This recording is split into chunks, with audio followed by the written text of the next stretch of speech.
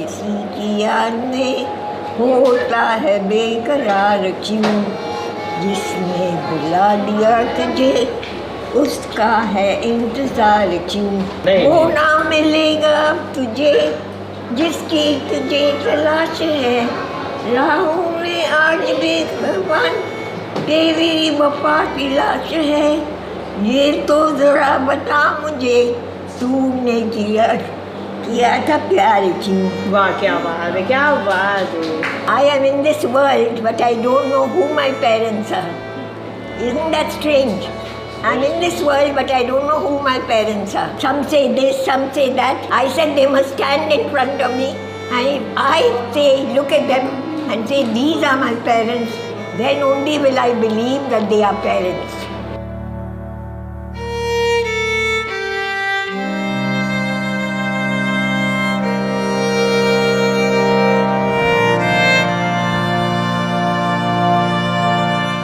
फातिमा एक ऐसा घर है जहाँ पर ऐसी ख़वातीन रहती हैं जिनका कोई घर नहीं है, जो बच्चे अपने घरों से निकाल देते हैं, उन बेचारों का कोई घर नहीं है, बिल्कुल लावारिस हैं। अस्सलाम वालेकुम, आई होप कि आप सब खैरियत से होंगे, ठीक होंगे। बिनते फातिमा का मुझे कुछ अर्से पहले पता चला। मेरा बहुत ही अच्छा दोस्त है नुमान हबीब, उसने मुझे बताया कि उसकी जो वाइफ है और उसकी फैमिली वो इस इदारे को रन करती है और एज अ फैमिली मेम्बर वो लोग उनके साथ रहते हैं, उन माओं के जिन माओं का कोई नहीं है, जिन माओं को उनके बच्चे धुतकार के बेयारो मददगार छोड़ देते हैं। तो नुमान ने मुझसे कहा कि मानी मैं चाहता हूँ तुम आओ और ज़रा इन माओं से मिलो, इनसे बातें करो, तुम्हें बड़ा अच्छा लगेगा। और वाकई में जब मैं वहाँ गया तो मुझे बड़ी खुशी, बड़ा सुकून भी मिला, लेकिन साथ साथ अफसोस इस बात का है कि कितने गुनाहगार लोग हैं हम लोग के हमें अंदाज़ा भी नहीं है कि कितना बड़ा जुर्म हम जो है वो इंसानियत पे कर चुके हैं, जो लोग अपनी माओं को इस तरह छोड़ देते हैं। और उनकी जब कहानियाँ मैंने सुनी, उनसे बातें की, तो उस गम को या उस चीज़ को मैं अल्फाज में बयान नहीं कर सकता। तो बिनते फातिमा एक ऐसे ही इदारे का नाम है जहाँ पे इन माओं का पूरी दिलो जान से उसका ख्याल रखा जाता है। क्या वो गिर गई आप? अभी चोट तो नहीं लगी? थोड़ा लगा, गोली मेरी गाड़ी के कैरेज में फेंका गए थे। नहीं ऐसी बात नहीं है। नहीं, बहुत सच बात है। और वो मुझे निकाले उधर से, अली खान के बेटा प्रिंस अली खान, उसने निकाले मुझे कैरेज से और कहीं अंग्रेज़ के लोग का पास फेंका और बोला ये कचरा को ले जाओ, ये कचरा को ले जाओ। क्या क्या हुए हैं मेरे साथ बचपन में मैं बता नहीं सकती आपको। आपको पता है What a horrible life I've had.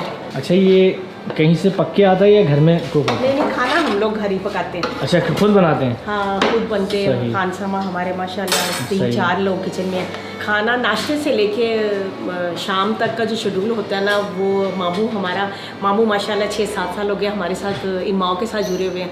तो रात को मेरे से पूछ लेते हैं कि अम्मी सुबह क्या पकेगा, नाश्ते में, दोपहर में, रात में, क्योंकि 2 खाने बनेंगे, दोपहर का अलग बनता है, रात का अलग बनता है। पता लगी थी कि आप पूरी फैमिली जो है वो साथ खाना खाती है? हाँ, हम लोग सब वही खाते हैं जो कि ये लोग खाते हैं। है जी? नहीं, हम कहाँ से खिलाएंगे, अल्लाह खिलाने वाला है। जी, हम तो बस आपकी मोहब्बत में आए हम। तो असल मेरा मकसद है इनको खुश करना, कि इनको दुनिया से प्यार हो, अल्लाह की बनाई हुई दुनिया से प्यार हो, और ये अपना पास भूल जाए और मौत ना मांगे। नहीं, मगर मैं कहना चाहती हूँ कि मैं कब जाऊँगी। ऐसा नहीं कहते, अल्लाह नाराज़ होता है, अल्लाह नाराज़ होता है। अरे इतनी उम्र हो गई, मैं भी I am 100 and something and I am still not going to Allah. It is said that it's a very dangerous, not exactly dangerous, it is a very long journey and Halima is not ready, क्योंकि मैं हर चीज़ से घबराती हूँ। मुझे बड़ी तकलीफ़ होती थी जब जो फातिमा जिसके नाम से मैंने रखा है मेरे नेबर में थी, तो मेरा बेड और उसका बेड ना मेरे ही कमरे में था। तो वो रात को ना रो के दुआ करती थी, या अल्लाह मौत दे। जब नहीं मेरे पास आई, या अल्लाह मौत दे, या अल्लाह मौत दे। मुझे बड़ी तकलीफ़ होती थी कि दुनिया तो अल्लाह ने बनाई है और ये प्यार करने वाली जगह, मौत मांगने वाली नहीं है। तो मैं बहुत ज़्यादा तकलीफ़ में था। मुझे पता भी नहीं था कि ये सारा कुछ, ये सिलसिला अल्लाह ने करवा देना उसके नाम से। तो बस मेरा यही था कि ये लोग मौत ना मांगे। नहीं भाई, तसल्ली नहीं हो रही। हम खा लेंगे जो बचेगा। नहीं भाई, तसल्ली नहीं हो रही, ये करना पड़ेगा। अच्छा, हाँ, तो इसमें 3 है, इसको 2 करना पड़ेगा। कम करें। ये भी ज़्यादा है। ऐसे ना करें ना अभी, ऐसे ना करें ना। ये बेसिकली पंजाबी स्पीकिंग है।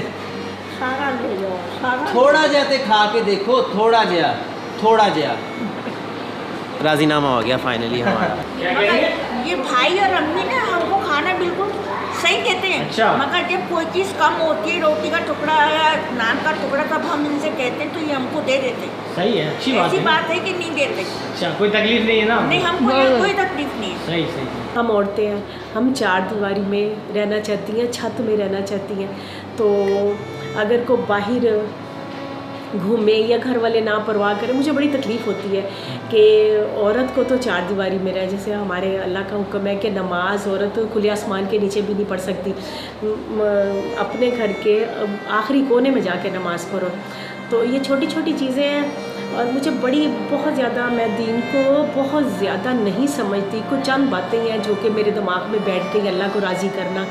सब मेरी बड़ी कोशिश है कोई आलिम दीन आए, अल्लाह उसको भेजे मेरे पास, मुझे तसल्ली करवाए कि ये जो लोग इस तरह इनको छोड़ जाते हैं, इनके लिए क्या है। और ये जो बीमारी भी आई हुई, ये हमारे ही अमल है। हम लोग इस तरह बुज़ुर्गों को अपनी माओं के घर से निकालेंगे तो ये नहीं होगा तो क्या होगा। 1.5 साल हो गए इस बीमारी को, लेकिन हम लोग नहीं सुधरे, हम लोग बिल्कुल नहीं सुधरे।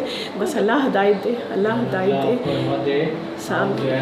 माओ की तरह हैं और बस ये कि आप जो काम कर रही है ना, यकीन करें बड़े बड़े लोग नहीं कर सकते। अल्लाह जो है ना, बुजुर्गों का ख्याल बिल्कुल अल्लाह लोगों को तौफीक नहीं देता, जो जिनके दिल पत्थर के हो गए ना। आपको माशाल्लाह अल्लाह ने इस काम के लिए चुना है ना, बहुत बड़ी ज़रूरत की बात है यहाँ पे।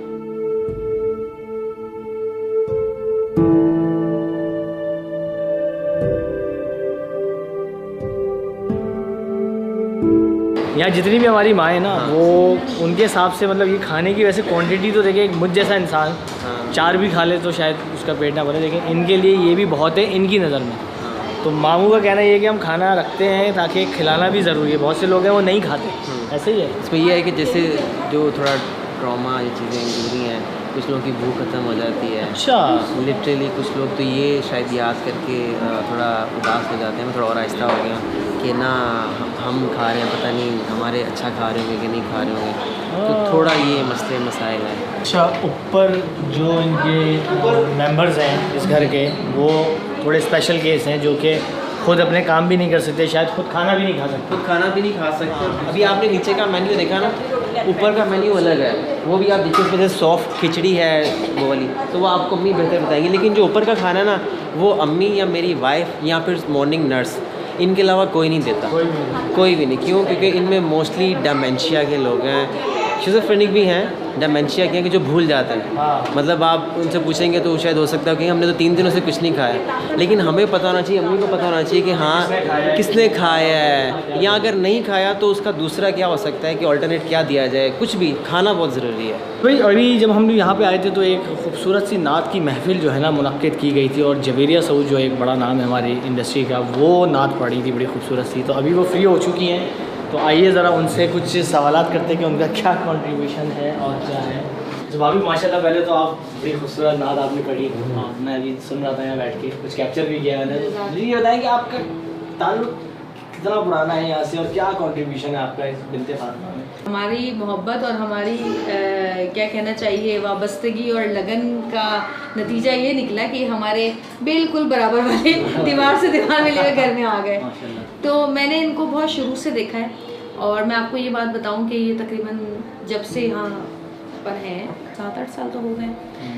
उन इतने सालों में कभी ज़िंदगी में मैंने ये नहीं देखा यहाँ पर कि कोई ऐसी चीज़ हुई हो जो नागवार गुजरी हो। कभी ज़िंदगी में मैंने ये नहीं देखा कि इन्होंने किसी चीज़ की फरमाइश की हो, किसी चीज़ की ज़रूरत जाहिर की हो। जिसने जो दे दिया खुशी से ले लिया।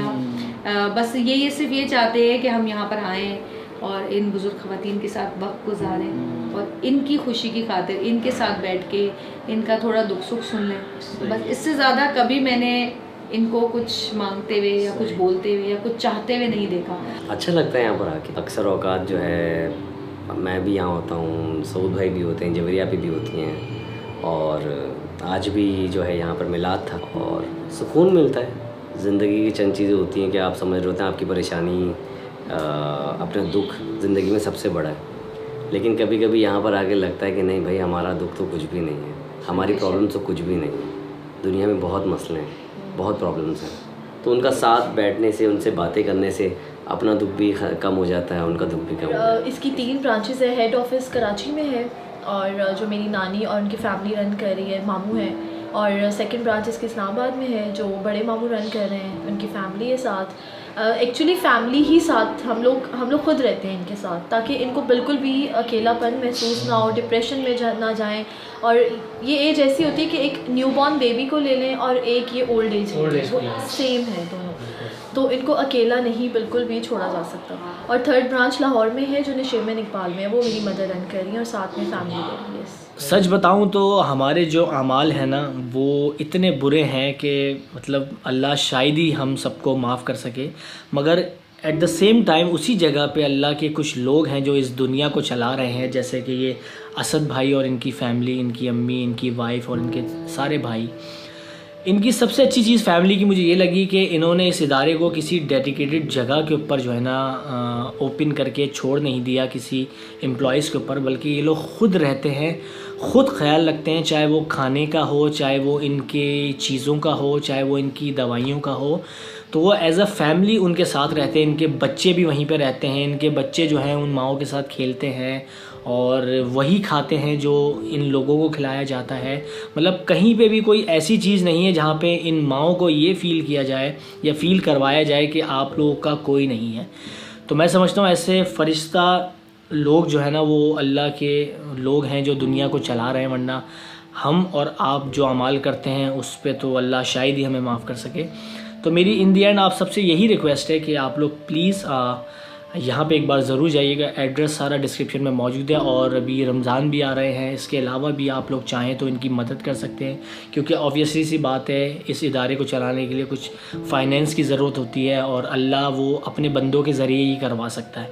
तो मैं आपसे रिक्वेस्ट करूँगा कि आप उस अल्लाह के ख़ास बंदे जो है ना वो बनने की कोशिश कीजिए और यहाँ पे जो भी आप डोनेट कर सकते हैं अपनी खुशी से, चाहे वो एक खजूर का दाना ही क्यों ना हो, मगर दिल से जो है वो आप ज़रूर इसको कंसीडर कीजिएगा मेरी बात को, अगर आपको समझ में आए।